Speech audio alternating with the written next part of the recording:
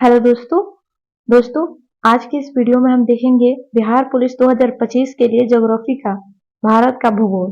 तो दोस्तों ये 5वां क्लास है और अंतिम क्लास है।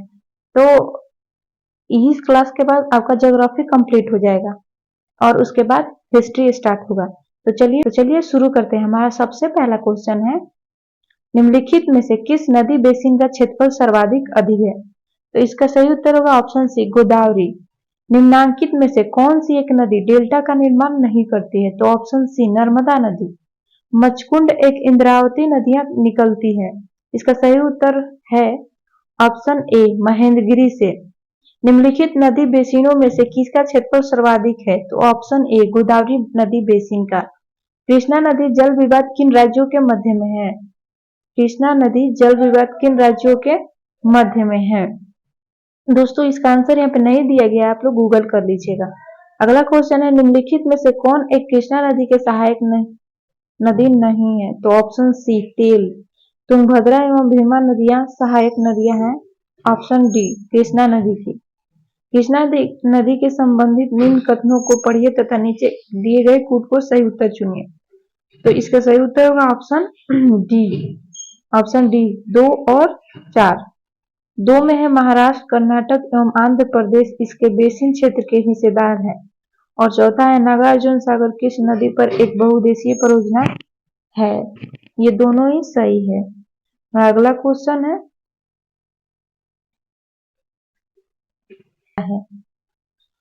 अगला क्वेश्चन है, तीस्ता नदी के संदर्भ में निम्नलिखित कथनों पर विचार करें। तो इसका सही उत्तर हो जाएगा ऑप्शन बी, केवल 2 इसका सही कथन है। रंगीत नदी की उत्पत्ति सिक्किम में होती है और यह तीस्ता नदी की एक सहायक नदी है।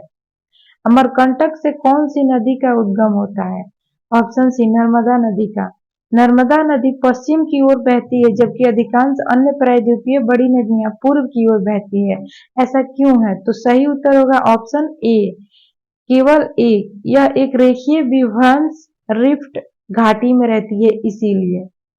अगला क्वेश्चन है, इन पश्चिम वाहिनी नदियों में से कौन 2 पर्वत श्रेणियों के बीच बहती है? तो ऑप्शन बी, नर्मदा। ओंकारेश्वर परियोजना निम्नलिखित नदियों में से किस एक से संबंधित है? इसका सही उत्तर हो जाएगा ऑप्शन बी, नर्मदा से। नर्मदा एवं ताप्ती नदियों के मध्य स्थित है। ऑप्शन बी, सतपुड़ा श्रेणियां। निम्न में से कौन सी नदी रिफ्ट घाटी से होकर बहती है? Option C, Narmada. अधोलिखित में से कौन सी नदी विभ्रंश घाटी में प्रवाहित होती है? ऑप्शन डी, ताप्ती और रिहंद।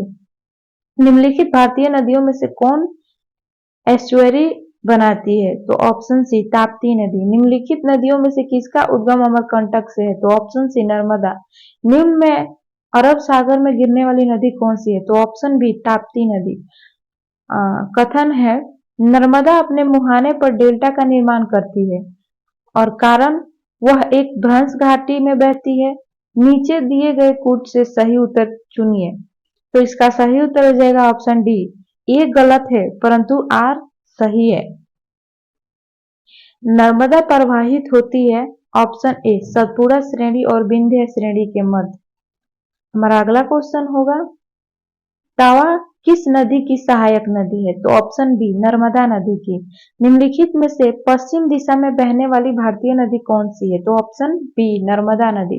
किस नदी का उद्गम बैतूल में है? तो ऑप्शन ए, ताप्ती नदी। निम्न में से कौन सी नदी डेल्टा नहीं बनाती है? ऑप्शन सी, नर्मदा नदी। नर्मदा नदी का उद्गम कहाँ से होता है?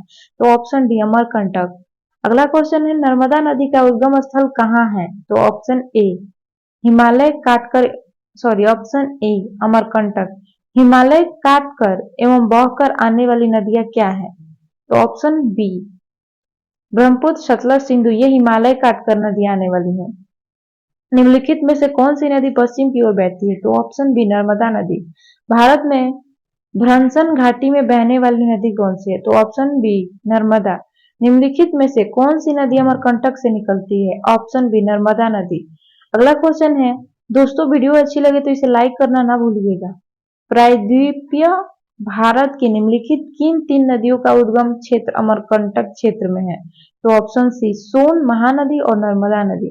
निम्नलिखित में कौन नदी ज्वारन मुख बनाती है? तो ऑप्शन बी नर्मदा। निम्नलिखित में से कौन सी नदी 3 बार 2 धाराओं में विभक्त हो जाती है और कुछ मील आगे जाकर पुनः मिल जाती है और इस प्रकार श्रीरंगपट्टनम, शिव समुद्रम और श्रीरंगम के द्वीपों का निर्माण करती है? तो ऑप्शन ए कावेरी नदी। निम्नलिखित कथनों में से कौन सा एक सही नहीं है? तो ऑप्शन सी कावेरी नदी का उद्गम आंध्र प्रदेश में होता है, ये गलत है। कावेरी नदी का उद्गम का देता कावेरी नदी का उद्गम का दूत है ऑप्शन ए ब्रह्मगिरी पहाड़ियां। कावेरी नदी का उद्गम है ऑप्शन बी ब्रह्मगिरी पहाड़ियों में। निम्नलिखित में से कौन सी नदी दक्षिण की गंगा नाम से जानी जाती है? ऑप्शन ए कावेरी नदी को। निम्नलिखित नदियों में से किसको दक्षिण की गंगा कहा जाता है? ऑप्शन ए कावेरी को।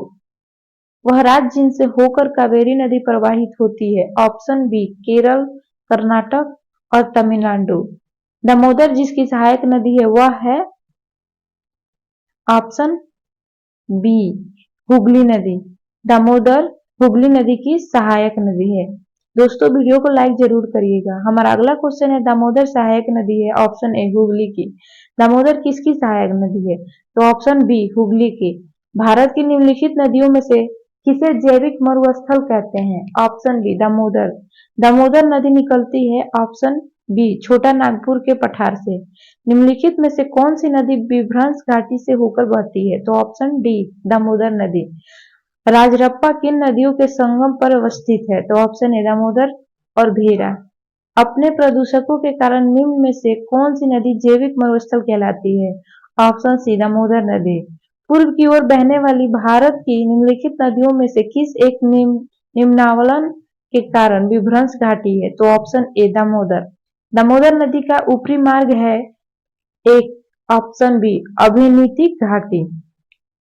हमारा अगला क्वेश्चन है निम्नलिखित कथनों पर विचार करें। दोस्तों ये देख लीजिएगा आप। अगला क्वेश्चन है निम्नलिखित नदियों में से कौन सर्वाधिक प्रदूषित है? तो ऑप्शन सी दामोदर नदी। कौन सी नदी बंगाल का दुख कहलाती है? तो ऑप्शन ए दामोदर नदी। निम्नलिखित में से कौन सा जोड़ा सही है? तो इसका सही उत्तर हो जाएगा ऑप्शन सी लूनी राजस्थान में है। टेल नदी निम्नलिखित नदियों में से किसकी सहायक नदी नहीं है? तो ऑप्शन ई उपरोक्त में से कोई नहीं। अगला क्वेश्चन है हाल ही में निम्नलिखित नदियों में से किनको जोड़ने का कार्य किया गया था? तो ऑप्शन बी गोदावरी और कृष्णा। अधोलिखित में से कौन सी पर्वत श्रृंखला भारत में प्राचीनतम है? तो ऑप्शन बी अरावली। अरावली पर्वत श्रृंखला। तो दोस्तों आज ज्योग्राफी कंप्लीट हो गया है। इसके बाद हिस्ट्री शुरू होगा।